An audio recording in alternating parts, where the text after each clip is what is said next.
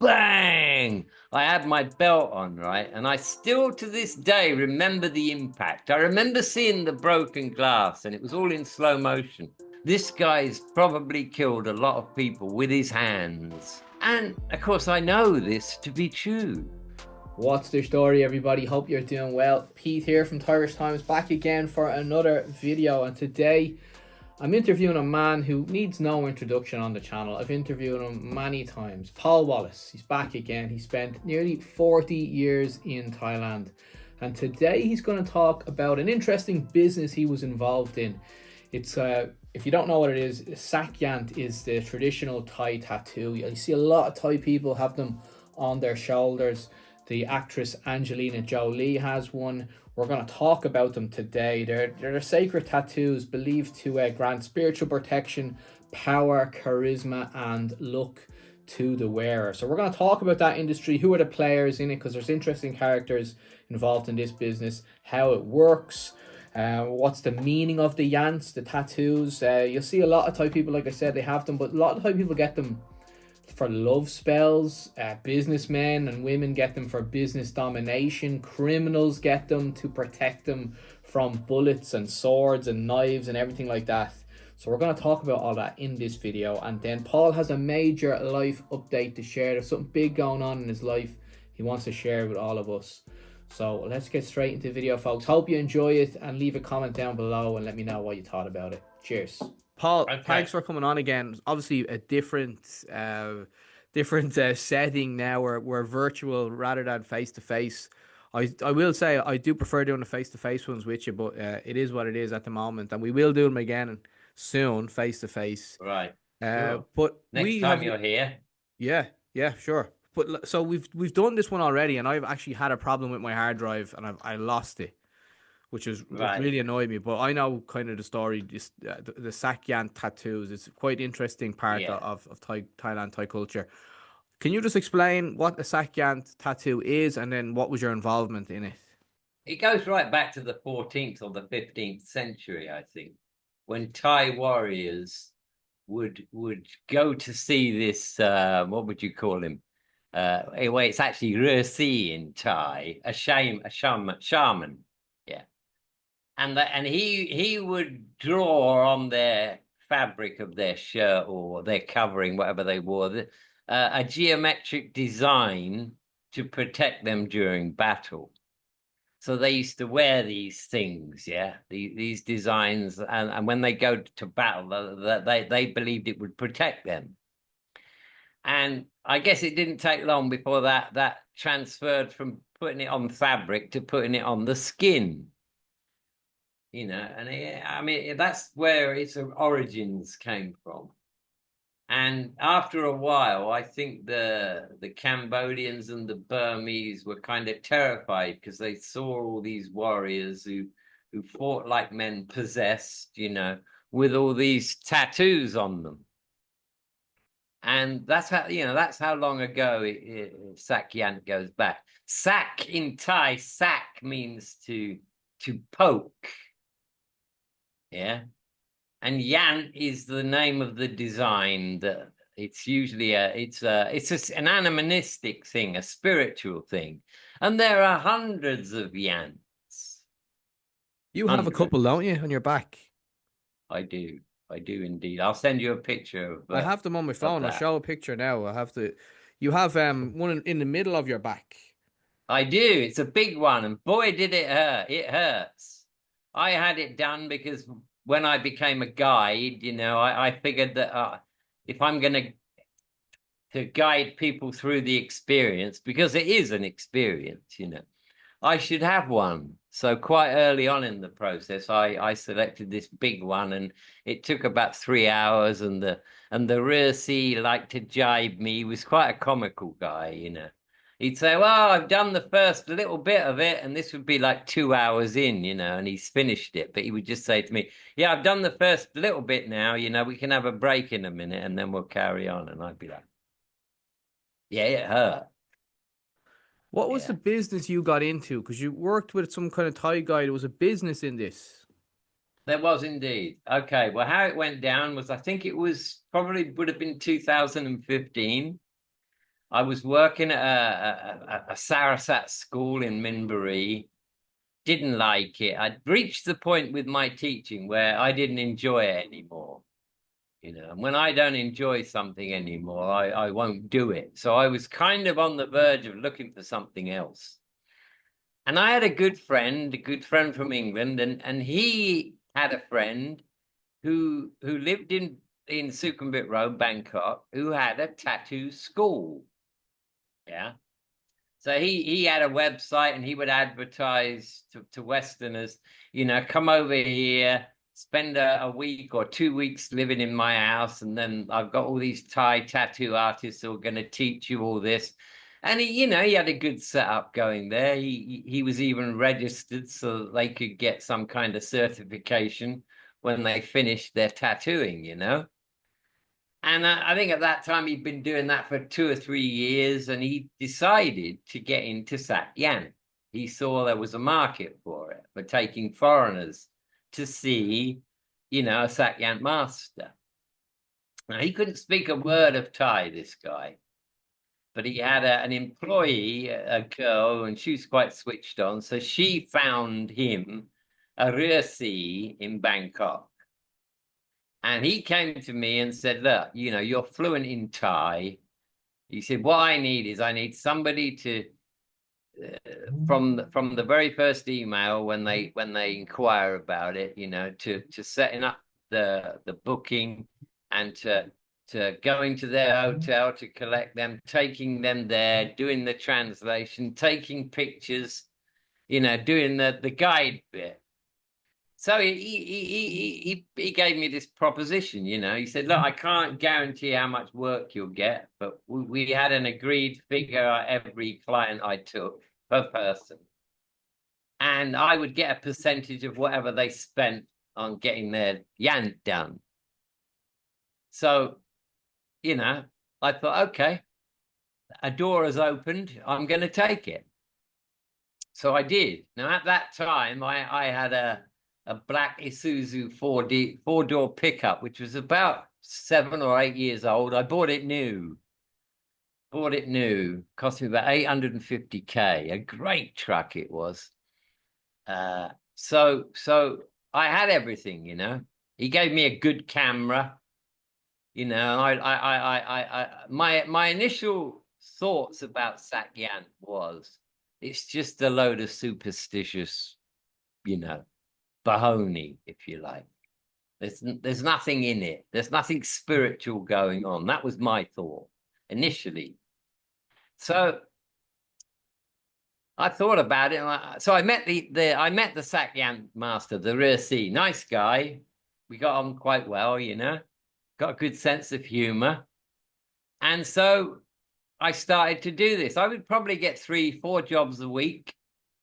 And, I would email the client 2 or 3 times before, and talk to them about, what kind of yant they wanted. Is there anything they're looking for? And then I'd go and pick them up at their hotel on the day, And then we'd spend an hour in the car, and it might be a single person. It might be a couple, usually a couple, actually. And they would tell me about their life and things, in the car. And then when we got there, I decided not to tell him anything about these people, nothing at all, because I wanted to find out, if this guy's supposedly psychic, let's see what he can determine. So I was, if he'd asked me anything, I'd just say, I don't know, they contacted the website a couple of days ago and we arranged today, so I'm not really sure.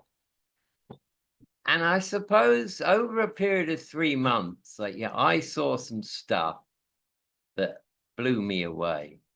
Absolutely blew me away. There was one guy with his wife, American guy, quite a big, thick set guy, and he was in his 50s. And he told me that he'd done a couple of tours in Iraq. He was a former Marine and that, And he was interested in getting a tattoo because he'd heard about Sak Yant and all this. And so the Sak Yant master, Ajarn Fu, his name was, or is, sorry, is Ajarn Fu. You know, they've selected what tattoo they want, and he's told them the price, and everything's okay. And so they're sitting there, and he's doing it. You know, he's doing this tattoo, and he just said to me, "This guy's just got so much death around him." And I'm like, "Really?" He says, "Yeah. This guy's probably killed a lot of people with his hands." And of course, I know this to be true. You know. Anyway. That was the arrangement, right? And so for about 6 months, that's what we were doing. And one day the Sak Yant guy says to me, "Look, hey, you know, we don't need your friend. Why don't you build a website and we'll just do this together, just me and you know?" And I said to him, no, I'm not going to do that because, you know, this guy had never done anything bad to me. And I'm very much the kind of person, I'm not going to do anybody any wrong if they haven't done anything to me. So I said no. And I refused 3 or 4 times, I would guess, over a period of a couple of months. And so I kept the arrangement the way it was. And Can I one ask you, what day, way I were you think, dividing up the money? If this guy wants to cut out the other guy, so right. the tattoo artist, or the Sak Yant Ajarn Fu, he's the guy that's doing the tattoos, so he has the most power in the whole arrangement. But then, Right. Well, what was the arrange? How okay, did the well, arrangement work when it comes to money then? to give you an idea about work. Let's say you've got a guy and he wants to come for 5 lines, you know, ha teo they call it in Thai. It's just 5 lines of Sanskrit script. Yeah, you've probably seen them, you know. Lots of the Thai girls have got them on the shoulder, you know. Yeah. Ha teo, it's called 5 rows, which you know brings you good fortune. So let's say a guy wanted to have that done. Well, Ajarn Fu would charge him 5,000. Yeah. I would get 3,500 from the English guy for doing my guide bit. Yeah. And I'd get 10% of the 5,000. Yeah. And what Ajarn Fu would do is his wife would put that inside a card, a little Buddhist card, into an envelope, and they give that to me on the way out. Yeah. So Okay. that was the deal. So there was one particular day, and I wasn't due to be working, and this would have been about 3 o'clock in the afternoon. And I'm sitting with a couple of friends of mine outside on my porch there, you know, where you've been, and we're drinking some Hong Tong, you know, Hong Tong and Coke, and we're already like half a bottle in. And he calls me. He says, "Hey, I've got 4 U.S. Marine Special Forces guys, and they're only here till tomorrow, and they want to go and see Ajarn Fu. They all want tattoos." So I'm like, "Now I've been drinking, man. You know, I don't want to be driving the car." And he was very persuasive. Long story short, off I went. About 5 o'clock, I arrived at their hotel, and these guys were just as you would think special forces are, you know, muscly guys, short hair. Already they've got bottles of wine, and we're sitting out on the patio at the hotel. And you know, and I said to them, I said, "Well, if we go now, we'll be sitting in the car for an hour and a half, you know." So they said, "No, let's sit here and drink, you know, we'll wait till later." So that's what we did, you know. I phoned the Sak Yant guy up and said, "We'll be there about 9, you know." "Yeah, no problem." And so I'm drinking with these guys and, you know, having a good time with them. And then I get them over to Ajarn Fu's place. And one of them wants a tiger, and the other one, they all want different yants, you know, and they send somebody down the shop to buy more alcohol. And they're drinking all the way through this, you know. So 2 o'clock in the morning, 1:30 in the morning, they're finished. It's all done. So I'm bringing them back to their hotel, and I am drunk, Pete. I mean, I am drunk. I dropped them off at their hotel. Oh, worse than that. Worse than that. This is the luckiest I've ever been in my life. Oh, I'm I haven't driving heard my this one. truck. I'm driving my truck, and I fell asleep at the wheel, Pete. And at about 50 kilometers an hour, I went straight into one of them concrete electric poles, you know, the big ones. Bang! I had my belt on, right? And I still to this day remember the impact. I remember seeing the broken glass, and it was all in slow motion. And I remembered seeing the white bag open up, you know. And anyway, the car just stopped, and all four tires were burst. They were burst. You didn't have these I guys in the sobered car up. with you at the time, did you? No, I dropped them off. Thank God, it was just me. Anyway, this was 200 yards from a police station, yeah, in the suburbs. I get out of the car and I'm instantly sobered up, you know, because I mean, it was a hell of a bang. And all of a sudden, this cop's arrived, you know, hey, what's going on? And I said, oh, you know, I've been working at this school in Nakhon Pathom, and they had me working really late, 2 days nonstop. And I'm on my way home and I just fell asleep, you know. So he says, okay, we got to breathalyze you because that's what we do. So I'm like, okay. So he comes back with this machine, and now there's like two of them there. He's come back with this machine, and they've got me to blow in this machine, and he keeps looking at the reading, and he's like, "My tamgan, it doesn't work." 4 times they tried it, and it didn't work. Shortly after that, my insurance guy arrives because I had class 1 insurance, you know, and I'd called the number on the sticker, and because the guy on the bike came, you know. And he went straight up to the cops. He says, check the Yang Lao. You know, have you checked for alcohol? And they said, yeah, no, he's clean. So I got the insurance money on the truck. The insurance company paid 17,000 baht for a new pole, right? And a tree I'd demolished on the way, and then hitting the big thing. I'll send you pictures of the truck. I'm extremely lucky to be alive. You obviously wrote off the truck. Yeah, the truck is totaled. So what did you get back for the insurance then? You said you paid what, 850 for it. What did you get back? Well, it's 8 years old now by this time. I think I got 180 for it. Okay. And then what happened? And luckily it didn't get done for the drink driving. Well, 2 days later, I have to go back to the same police station and pay 1,000 baht fine for dangerous driving, right? So I'm there, you know, and I am in a lot of pain, although it didn't hurt at the time. All the muscles in my back had strained, and I had a big bruise right across my chest where the belt saved me, because I would have died for sure without the belt on.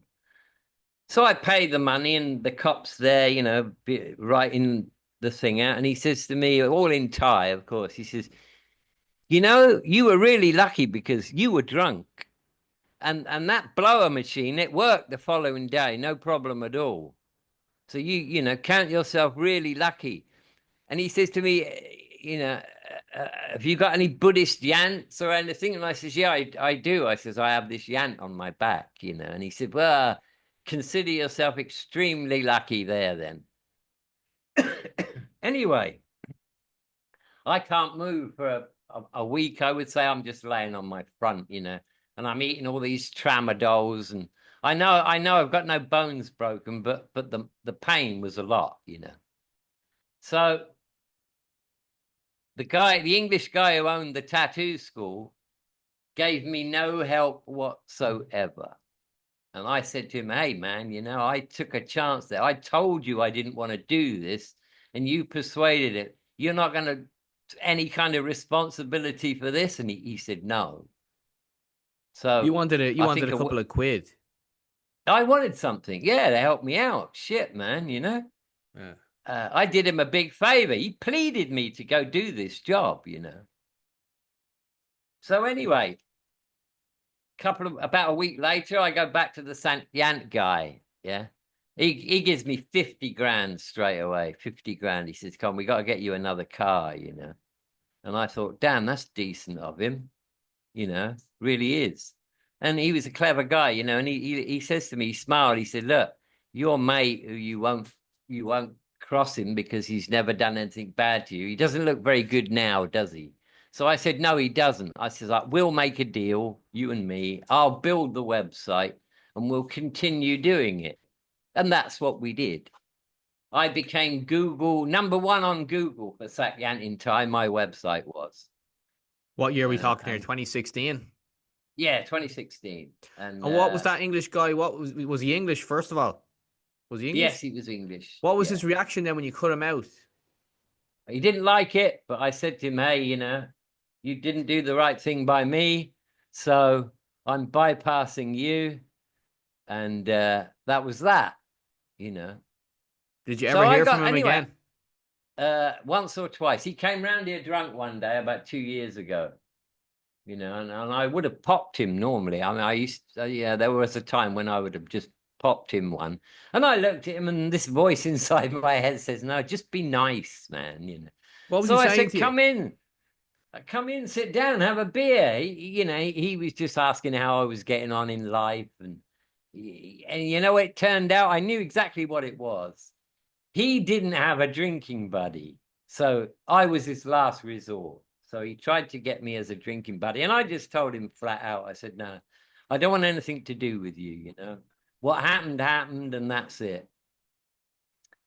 But after that, I got the Honda that I've got now. Went out and got the Honda. I think it cost me about 200K. Because you have to have a nice car, And then I started to work with him. And it worked very well.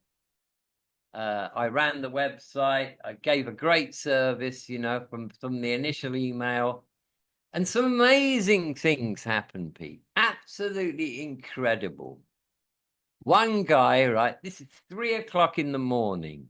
I'm sitting on my porch at 3 o'clock in the morning, updating the website, posting the pictures of the previous job, And we're getting like 5 or 6 appointments every single week. We're doing really well. And I get this email, and it's from a Swiss guy who's staying at the Oriental. And he said to me, this is unbelievable. He said, I went to sleep and I had this dream about this man wearing a white suit was tattooing me. And I woke up and I went online and I found your website. And that is the man, he said, that man on your website is the man in the dream. I want to go see him today, So backwards and forwards with the email. And I sent him a link so that he can look at lots of Yants, lots of Yant designs. And all I told the Sak Yant master was that I'll be there at 9:30 with this guy, just some guy. That's all I said. Yeah. So I go to pick him up at his hotel, and he's full of it. This is incredible.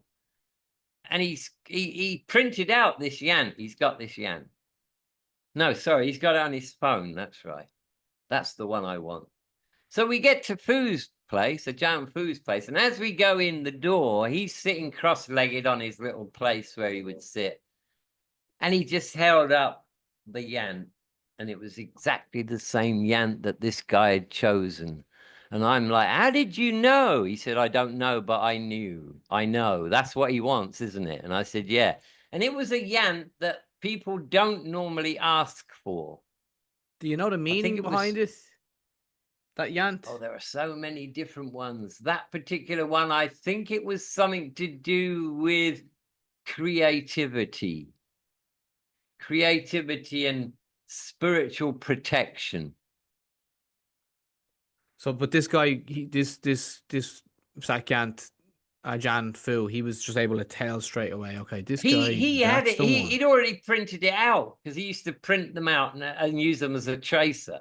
He'd already printed it out, and I'm like, holy, how did he know? Another time, this is incredible, right? Me and him sometimes, when the client's gone a bit late, we go down to the main road and we'd sit there and maybe have a beer and some noodles and that, and then we'd chew the fat, smoke a cigarette, and we come back, So we're on our way back, and I'm on the back of his motorcycle, and we're going along, and it's just inside a Muban, And normally we'd go straight on, and he suddenly says to me, he says, I got to turn right because there's some girl in trouble. And we turn into the soy, Pete, And just as we turned into the soil, this girl's running towards us shouting, rape, rape, I've been raped. Jeez. Yeah, Is that true, absolutely. Paul? Absolutely. And I looked at him, I said, how did you know? And he said, I don't know. I just know. Now, he was an incredible guy. We had another couple. Okay, go on. We had a couple from Brazil. They were wealthy. They were doing Southeast Asia tour, staying at one of the nice hotels. And so they got in touch with me and they wanted to have a yant because she couldn't have a baby. They couldn't have a baby. They'd been trying, you know. They'd even tried certain procedures with the doctors to see if they could, and nothing was happening, you know. So I took them there and they loved Fu and he loved them. And of course I was translating and all this and, you know, and he knew what they wanted. And when he's tattooing the woman, he said, you can tell them both that before the year is out, they'll have more than they can handle. So I told them that. And they're like, oh, wow, okay, what does that mean? I said, I don't know. But it just means you're going to be very happy and you're going to have more than you can handle. And I think it was 4 months later, they emailed me from Rio. They'd had twins. And they named the twins after Fu. Yeah, incredible. So I mean, do you believe in this kind of superstition? Obviously, it sounds like you Yes, do. I do. Yes, I Okay. do. I mean, to give you an example of, I mean, as you know, I'm into consciousness. I'm into the power of the mind and all that. You know, you may not know, but I removed a lump off my arm just with my mind. Yes, I'm very into this, and I do believe it. And somehow or other, this man is able to know things about people, and it's genuine. I would say yes, it's genuine. All my experience with him points to that. One of his neighbors, right, this is terrible. One of his neighbors, every year he would have his own festival there, you know, where all his followers would come. And he lived in a muban, you know, with streets and houses. And he'd have loud music for 2 or 3 days non-stop, you know, with tents out on the road and drums and doing all this stuff. And a guy across the road got really angry with him and started to swear at him because of the noise and everything else. And Fu didn't do anything. He went home and the next morning he died of a heart attack, this guy. And I went to Fu and I said, did you do that? He said, no, I swear I did not. But yeah, he was a very powerful guy. I learned a lot from him. Yeah, I mean the Sak Yant stuff. It is interesting. I mean, I did make a video about a couple of years ago where I went to this temple where there was this all these guys hypnotizing Mm. people, and they're all dressed in white. Everyone's dressed in white. They're like cult leaders. They call it Kong Kun. Kong Kun. It's when you get taken over by a spirit, you know. This would happen to his disciples when he would hold his events. And one day, you know, we're having a beer, and I said to him, Ajarn, I said, tell me, is that really happening or not? He said, there's 3 types of people. There's those that see it happen to their friends, so they join in. There are those that don't want to be left out, so they join in. And then there are those that it actually really happens to. And I said, well, how does it happen then? He said, well, you know, if you're welcoming spiritually, if you're ready to receive anything, then these spirits will inhabit you for a while. And yeah, I'd seen that quite a lot of times. Yeah, they were behaving like animals. They were like it was a Yeah, tiger or something yes, or a snake. It was yeah. people. They just start acting like an animal. Now Monkey. he had a very important role in the community, the Rusi. Yeah. For example, yeah, he had a girl come to see him one day, and she wanted a little yant on her shoulder to meet a rich boyfriend. And so he just sort of like turned her away and said, "I'm too busy." And then a couple of days later, she came back and he turned her away again. And when he turned her away again, he says to me, if she comes back, I'll do it. And she did. About 4 days later, she came back. And so she chose the Yant she wanted, and he did it. Blow me down. A couple of weeks later, she doesn't meet the son of some civil engineer tycoon. And yeah, she met some really wealthy guy. But, gangsters would come to him. He had a loaded gun in his bag. He used to have a leather bag. I remember one day he asked me to get him something out of his bag. So I opened it up, and there's this revolver in there. We got clients there, so I don't take it out, but I just said, yeah, what are you doing with that in there? He said, I have to meet all kinds of people in my work, he said. And, he said, it's quite possible that I give some gangster a Yant to protect him from bullets, and then he gets shot in the leg. So he'll come back to me and he'll not be very happy. Yeah, because that's what they So, believe, isn't it? The he had a tattoo can loaded protect them gun from with the him at all bullets. times. Yeah. Paul, what kind of person was this guy? I mean, he sounds like a character, Ajarn Fu. What kind of person was he? An intimidating person? Was he friendly? Was he charismatic? Full of kindness and compassion, very witty, didn't speak very much English, and it would never have worked without me being there because I was the bridge. And yeah, he was a cool guy. He was a cool guy. Paul, what happened then with that then? Because you're not doing it anymore, aren't you? Not? Right? Yeah. He didn't do what he said he would do. In what way? And well, I figured it out now. What went down? But you got to remember, this guy is used to being treated like royalty. When people come into his room, they're on their hands and knees, and he's sitting above them. So this guy's got an ego the size of Mount Everest.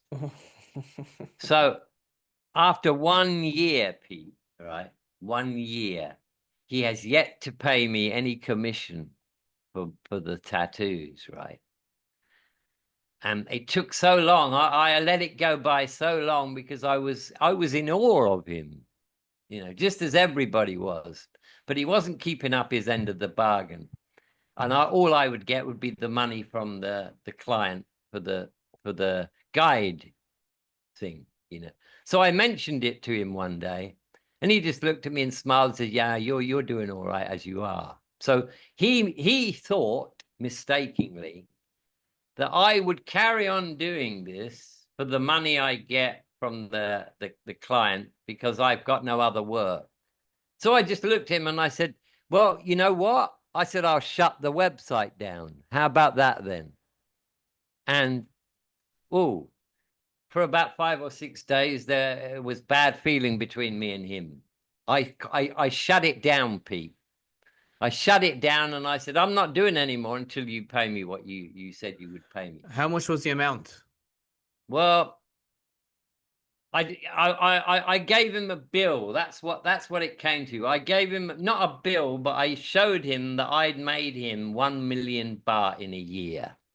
We did this thing for 1 year and he'd made 1 million baht. And that was my lead. That was my way to say to him, well, okay, then where's my money then? And he dismissed it. He dismissed me. And, I didn't care who he was. He'd gone back on his deal with me, What did you expect out of that million? I'd want 100K, 50 to 100K would have been fine. I mean, he gave me money when I wrote off the car. I mean, he wasn't terrible.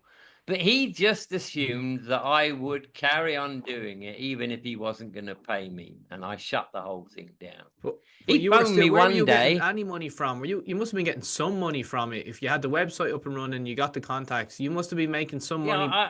I was getting the money from the clients, 3,000-4,000 baht a head. If 3 of them came, then they would pay me 12,000 baht for the day.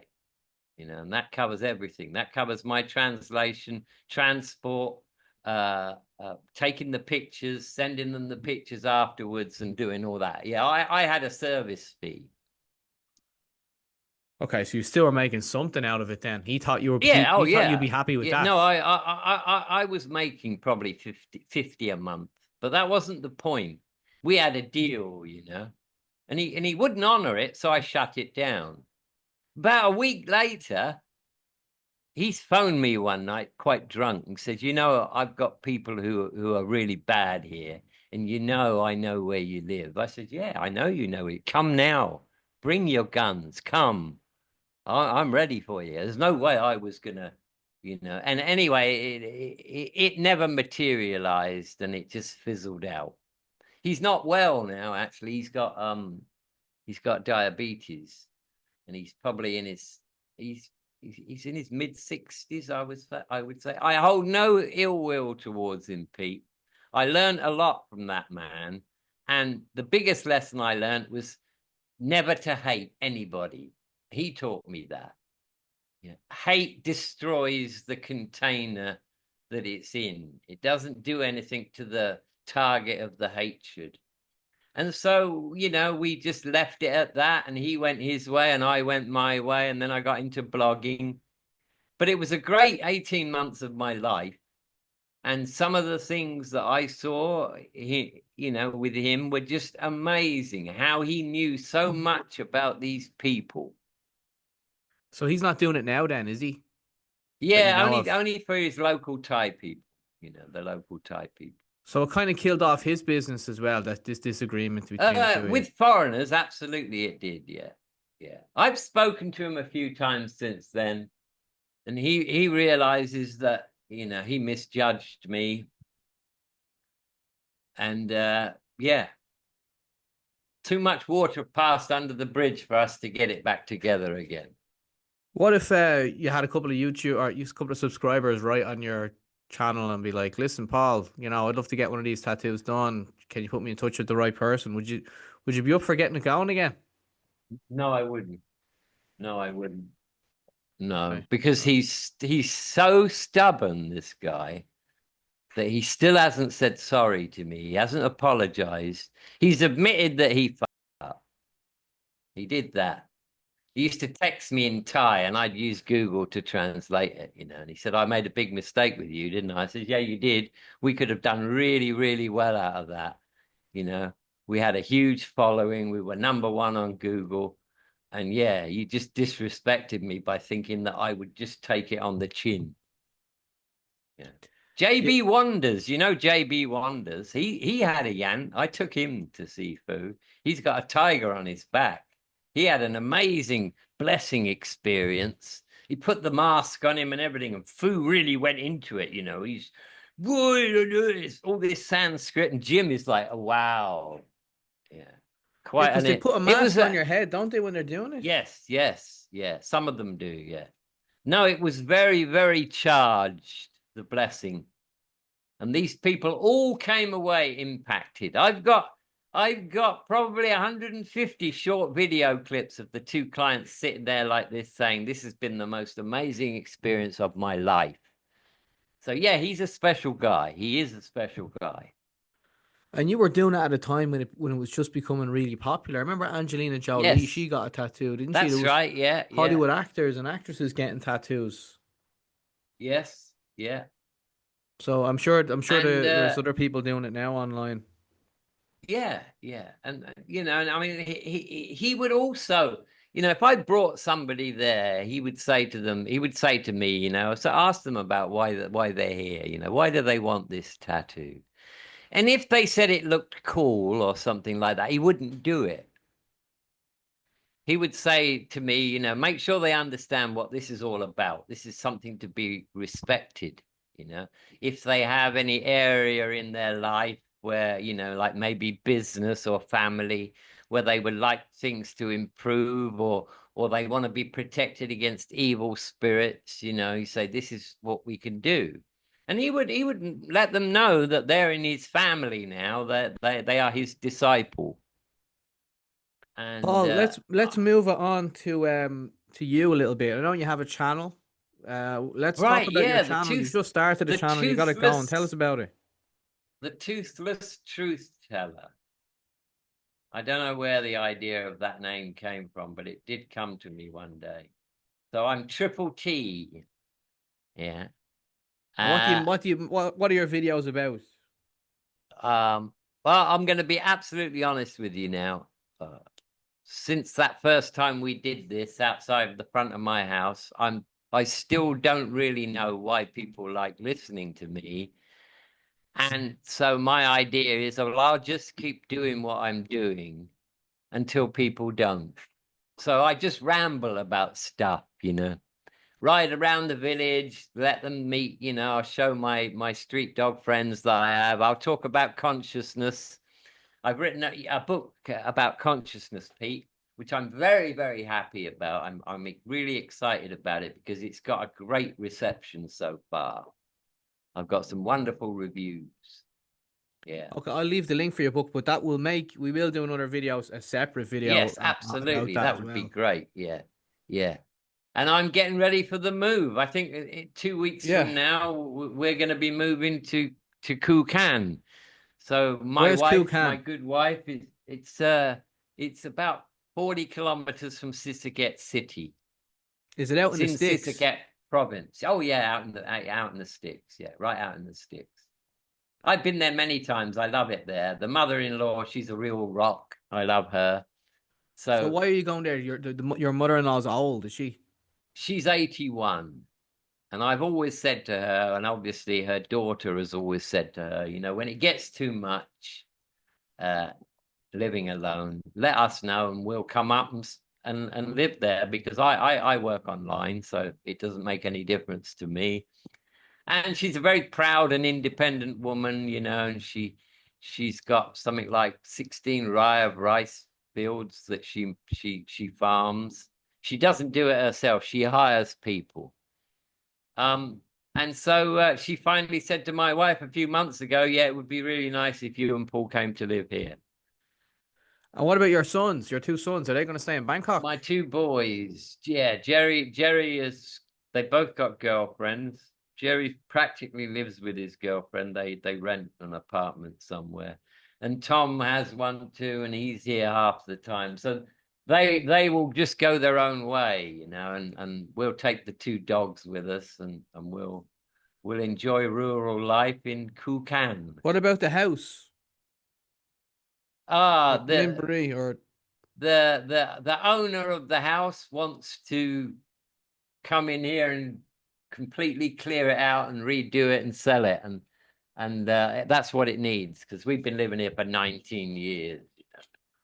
it's a big move though, Paul. I mean, you're moving from the outskirts of Bangkok where you have everything around you to out to the sticks, and you've spent years, like you said, 19 years there. Are you sure it's the I'm a right hermit, move? Pete.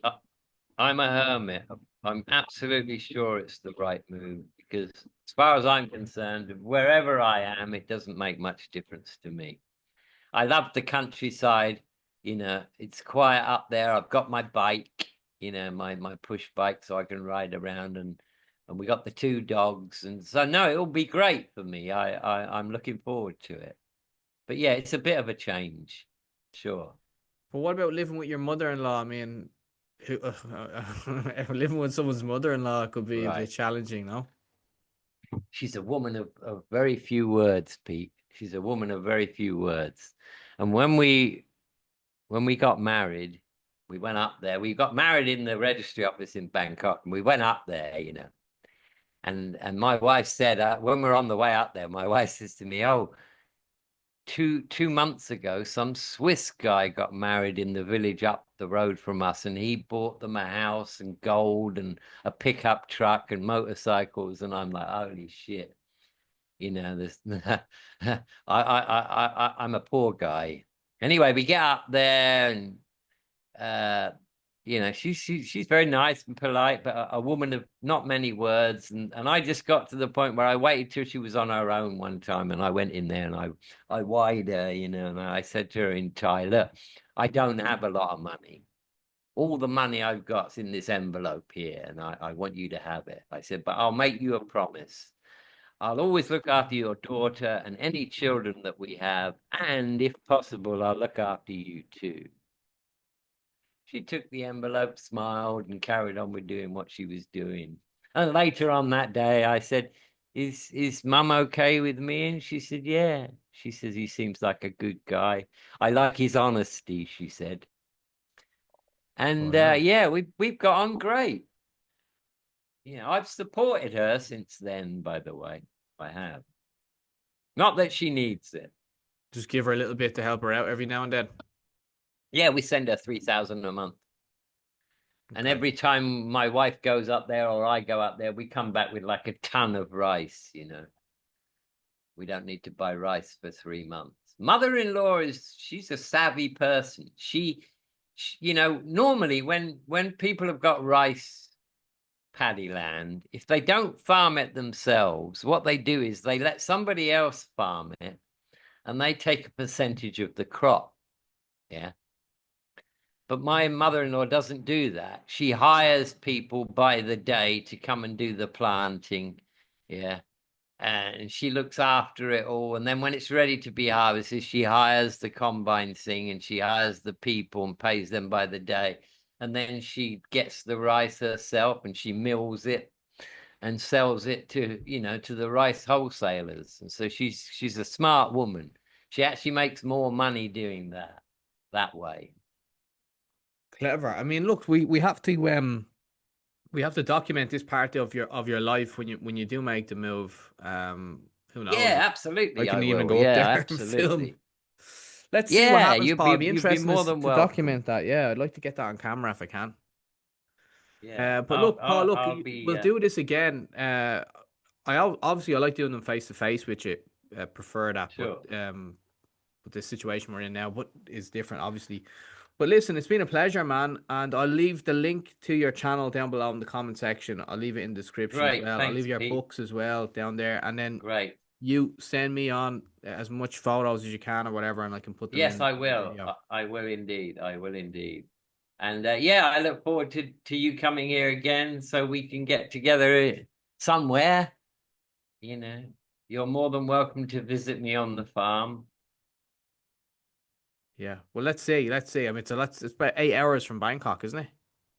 Yeah, about 7, 8 hours, 550 kilometers. Watch Yeah. this space. All right. Thanks for watching, everybody. Cheers.